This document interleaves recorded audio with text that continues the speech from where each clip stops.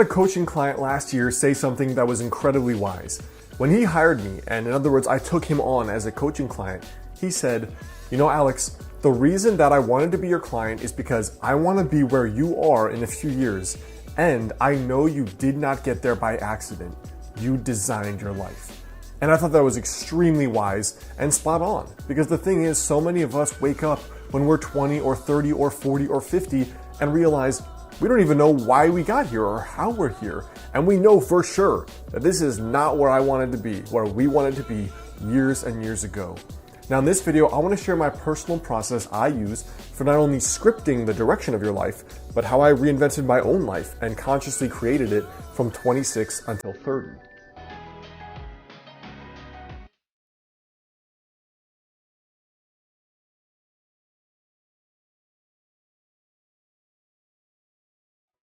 What's up guys, Alex Hine here, author of the book Master the Day. Now in my own life here, really I think that designing your life and making it go forward in the direction you want it to go forward has three parts. And the very first part is the design, the second part is the habits you use or you do on a daily basis, and the third is the follow through or the follow up.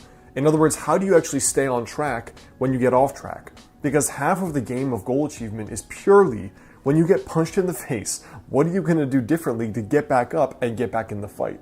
Now for me, the first thing is vision. It's basically the design. You know, if you just sit down for a day, you pour a coffee, you get out a piece of paper and you write down what would be the coolest thing that could happen over the next 5 years in my life. If you just do that, you are already ahead of 99% of humanity who show up with no game plan, no vision for the future, no clue what they would like to create besides, you know, I would like more money, or I'd like that girl or that guy, or I'd like a nicer car. There's almost no consciousness or conscious energy given to thinking about what do I want to build in the future? Like what consciously and concretely do I want to improve? So for me, the way that I do that is, first of all, I have a journal where I'm regularly writing down updates for the kind of life that I want to build. You know, it starts with the vision, which makes me think of the fact that the skyscrapers of New York started with a picture in somebody's head. And so did spaceships. And so did curing a difficult disease. And so when I think of it like that, I always make sure I'm consciously creating, even if it is just in my thoughts, even if it's just up there, both in print journals and in a document that I call 5 years from today. So the three things that I use for my yearly envisioning are, one, the yearly envisioning process I've talked about here, which is basically at the start of each year, I write down what is the coolest thing that could happen this year. Like perfect year, no limitations, no just be realistic, but like what would be the coolest thing that could happen? I put it on one piece of paper that's always on my desk every single day, and I review it twice per day. Now from there, that yearly document also has my daily habits, the unique projects I'm working on in each quarter of the year, as well as the things I know that I need to work on to get better, basically, to improve myself. The second thing is the pocket journal I carry around.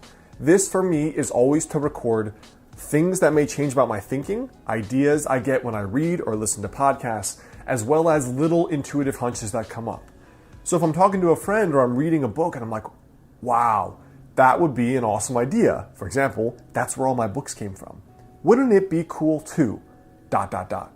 I put it down in this little book. It's just a little 3x5 moleskin that I always carry around with me. And then day by day, I can flip through that and be like, you know what? These were those cool things I wanted to basically manifest and create in my own life. Let me just keep a note of them. The second way I do that is by doing a weekly journal page. Now the weekly journal page is just a strategy page, which I talked about in my recent video on journaling for success. And in that strategy page, it's basically, where are you, Alex? Where do you want to be? And are those habits you're doing every day sufficient enough to actually get you there? So the whole point of this journal page is reflection. You're doing this, are you still on track? If not, what has to change? And then finally, I have this little journal notebook, a digital notebook in Evernote, and it just says 5 years from today. Now, I don't really stick with that idea of 5 years from today, but the point for me is, where do I want to go? In what direction? It could be as simple as moving. Like I know I'm moving to California after I'm done with my doctorate in Portland. It could be as simple as the relationship you want to be in. For example, I'm 30. I know that I want to be married by 35, so I can have that there. I know that I want to have a private practice and a traditionally published book and 3-4 vacations per year. I put all of that down where I don't know how I'm going to make it happen yet, but it will happen for sure. I haven't quite fleshed out the process. The point is that you're putting trajectories in your brain and in your subconscious. And when you check that every once in a while, you're kind of like, oh yeah, I knew I wanted to do that, but all right, let's start thinking about how I can actually do it. And almost all of those things come true for me, especially if you regularly review that. Now, the second piece here is your habits. So the daily action steps that you're gonna actually do to make that a reality. Now, I've shared this philosophy many times. It makes up the bulk of my book, Master the Day. But the point is that you think about the goals you wanna reach, and then you have to break them down. Forget the goal, but break it down into a daily habit. So with fitness, you forget losing 30 pounds. The habit is cook every day, go to the gym 20 minutes a day. You want to write a book, you forget having written a book, you put down the habit, write 500 words a day. You want to be in an amazing relationship in 2 years, you forget that goal, you put the habit, I'm going to go out to 4 events where I might meet like-minded people. And that's your daily habit. So you bring it back to, what do I have to do today? Now, the way I track that is a combination of ways. So not only in that yearly visioning document do I put that, I also record it in Evernote. And the reason I do that is because every Thursday, I have a 30 to 45 minute mastermind call. Now, I've had a personal mastermind for over 4 years now, every single week. And it's basically started when I started my business because that was so difficult for me. But it progressed to, like, are you happy? Are you building the life you want? Is your ladder up against the right wall, as the saying goes? Because you might climb the ladder of success and realize you climbed the wrong ladder and you're not where you want to be. So it's also about conscious goal setting and being crystal clear on the path forward, making sure you're going down the right path you want to be down.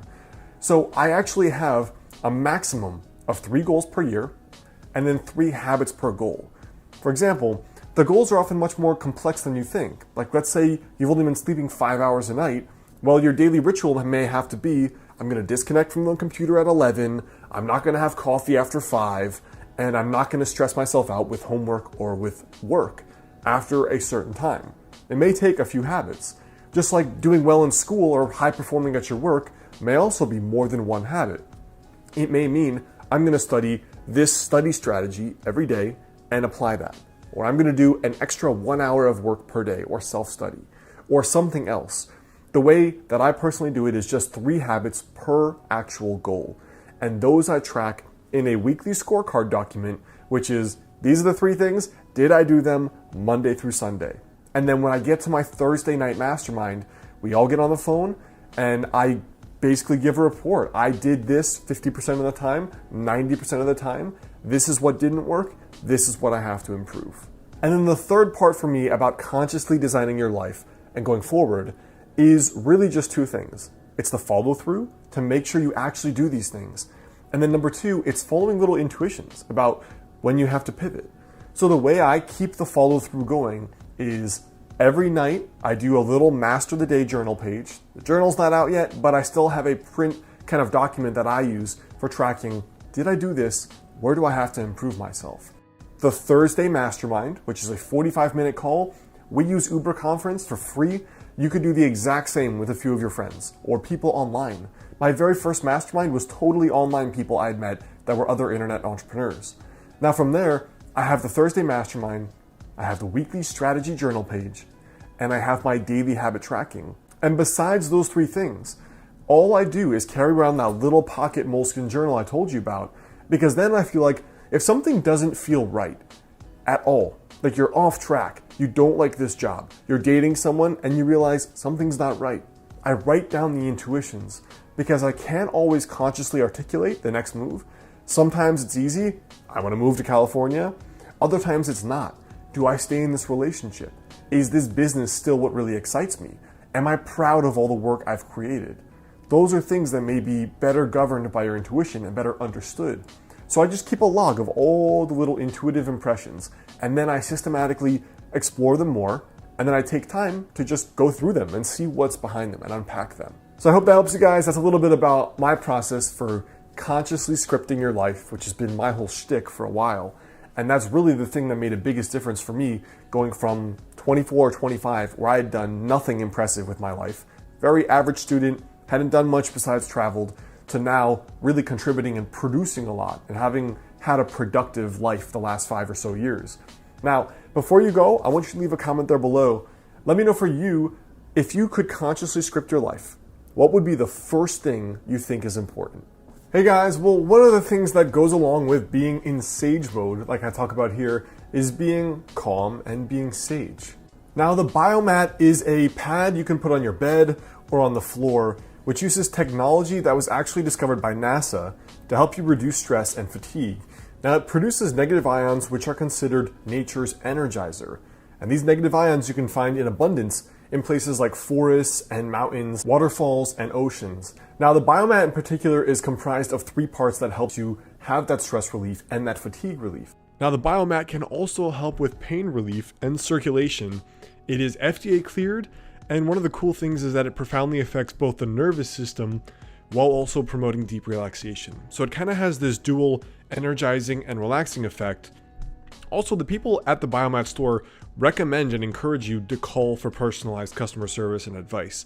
It's kind of unique among companies now that basically don't want to deal with you, so that is worth investigating as well. And like some customers have said, it's really restorative. So a direct quote from one person was that it's the world's greatest power nap. Check out the Biomat link here on the screen or in the description box there below if you'd like to find out more information on it.